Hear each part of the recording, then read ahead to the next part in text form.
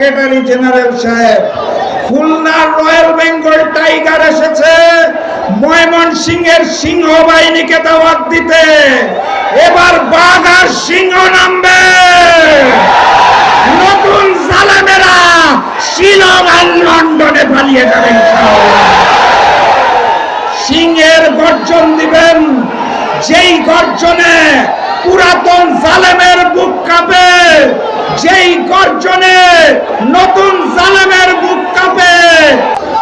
11 দলীয় ঐক্য আয়োজিত ময়মনসিংহ বিভাগীয় সমাবেশের সম্মানিত সভাপতি, সম্মানিত প্রধান অতিথি, মঞ্চে উপবিষ্ট 11 দলীয় ঐক্যের শীর্ষ বিভাগীয় আঞ্চলিক পর্যায়ের নেতৃবৃন্দ, আমার সামনে উপস্থিত মিডিয়ার ভাইরা এবং প্রাণ প্রিয় ময়মনসিংহবাসী, আসসালামু আলাইকুম। কেমন আছেন আপনারা? নির্বাচনের আগে দেখা হয়েছিল, দীর্ঘদিন পর আপনাদের এলাকায় আবারও এসেছি। সব ঠিকঠাক আছে তো নাকি? গরমটা বেশি? সারা দেশে একই রকম গরম, শুধুমাত্র আকাশের গরম নয়, শুধুমাত্র আবহাওয়ার গরম নয়। নতুন যারা ক্ষমতায় এসেছে, মজলুম যারা জালিম হয়েছে, তারা ওই ভারতের নির্দেশে দেশকে গরম করতে চাইছে। আমরা মেনে নেব না ইনশাআল্লাহ। সংগ্রামী সাথী এবং বন্ধুগণ, আমাদের দেশটা বড় দুর্ভাগা। 71 সালে মুক্তিযুদ্ধ হয়ে যাওয়ার পর সংবিধান রচনা করা হলো।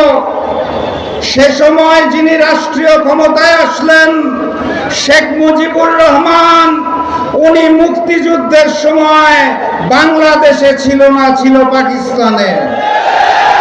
সংবিধান লেখার দায়িত্ব যিনি নিলেন, ডক্টর কামাল হোসেন, উনিও যুদ্ধের সময় বাংলাদেশে ছিল না, ছিল পাকিস্তানে। যারা দেশ গঠনের দায়িত্ব নিলেন, তৎকালীন আওয়ামী লীগের নেতারা, তারাও কেউ যুদ্ধে বাংলাদেশে ছিল না, বিলাসবহুল জীবনে ছিল হিন্দুস্তানে। তারপরে 24-এর গণ অভ্যুত্থান। গণ অভ্যুত্থানের পরে যিনি দায়িত্ব নিলেন, তিনিও গণ অভ্যুত্থানের সময় বাংলাদেশে ছিলেন না, উনি ছিলেন প্যারিসে। ডাক্তার মোহাম্মদ ইউনূসের কথা বলছি। তারপর সকল রাজনৈতিক দলের সাথে আলোচনা করে যিনি জুলাই সনদ লেখার দায়িত্ব নিলেন, ডক্টর আলী রিয়াজ, উনিও গণ অভ্যুত্থানের সময় বাংলাদেশে ছিল না, ছিল আমেরিকাতে। ভাগ্যের কি নির্মম পরিহাস! সেই জুলাই সনদ বাস্তবায়নের জন্য যারা দায়িত্ব গ্রহণ করলো ম্যানেজ ভোটের মাধ্যমে, সেই ম্যানেজ ভোটের প্রধানমন্ত্রী জুলাই গণ অভ্যুত্থানে বাংলাদেশে ছিল না, ছিল লন্ডনে। আরেকজন যিনি প্রক্সি প্রধানমন্ত্রী হয়েছেন, সকল বিষয়ে যার নখদর্পণে, উনিও জুলাই গণ অভ্যুত্থানে বাংলাদেশে ছিল না, ছিল শিলংয়ে। এই কারণে তারা জুলাইয়ের মর্ম অনুভব করতে পারে না। জুলাই আপনারা বুঝবেন কিভাবে? জুলাই যদি অনুভব করতে চান, তাহলে ওই জুলাই শহীদের মায়ের চোখে চোখ রেখে জিজ্ঞাসা করুন জুলাই কি জিনিস। জুলাই বুঝতে চাইলে জুলাই শহীদ পরিবারের পিতা এবং ভাই বোনকে জিজ্ঞেস করুন জুলাই কি জিনিস। জুলাইকে অনুভব করতে চাইলে সেদিনের জুলাই যোদ্ধাদের থেকে জিজ্ঞেস করুন জুলাই কি জিনিস। জুলাই আপনারা অনুভব করতে পারেন না, কারণ আপনারা জুলাই গণ অভ্যুত্থানের অংশ ছিলেন না। আপনারা লন্ডন, শিলংয়ে বসে ভিডিও কলে আন্দোলন দেখেছেন। জুলাই কি জিনিস সেটা জানতে হইলে আমাদেরকে জিজ্ঞাসা করুন, আমরা উত্তর দিয়ে দিব আপনাদের ইনশাআল্লাহ। জুলাইয়ের শহীদের রক্ত পেরিয়ে ওই মসনদে বসে যদি মনে করে থাকেন ফ্যাসিস্ট শেখ হাসিনার রেখে যাওয়া অসমাপ্ত কাজ দিল্লির নির্দেশনায় পালন করবেন, আমরা সেটা মেনে নেব না ইনশাআল্লাহ। সংগ্রামী সাথী এবং বন্ধুগণ, জুলাই সনদ বাস্তবায়ন করতে হবে। কথা কি ঠিক না বেঠিক? ওনারা বলে নাকি অক্ষরে অক্ষরে পালন করবেন। কোন অক্ষর? কার অক্ষর? আমরা ওই হিন্দুস্তানের অক্ষর চিনি না, আমরা বিএনপি গুলশান অফিসের অক্ষর চিনি না। গণভোটের গণরায়ের অক্ষরে জুলাই সনদ বাস্তবায়ন করতে হবে।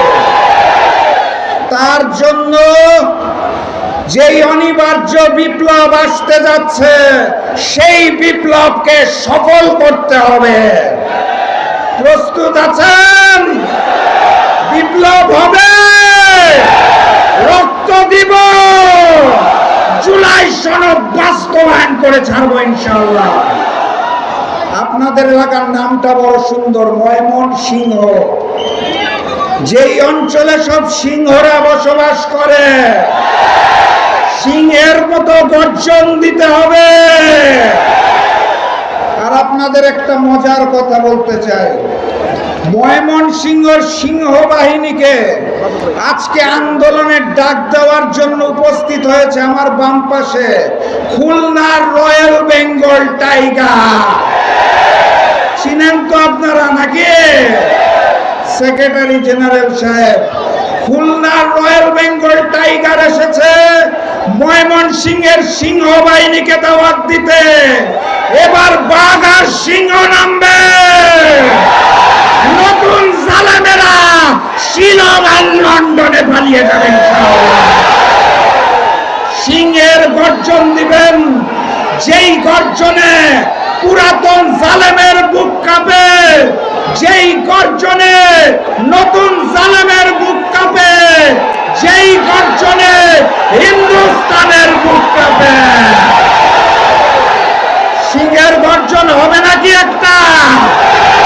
নারায়ে তাকবীর, নারায়ে তাকবীর, নারায়ে তাকবীর। দেখা হবে ইনশাআল্লাহ বিজয়ে।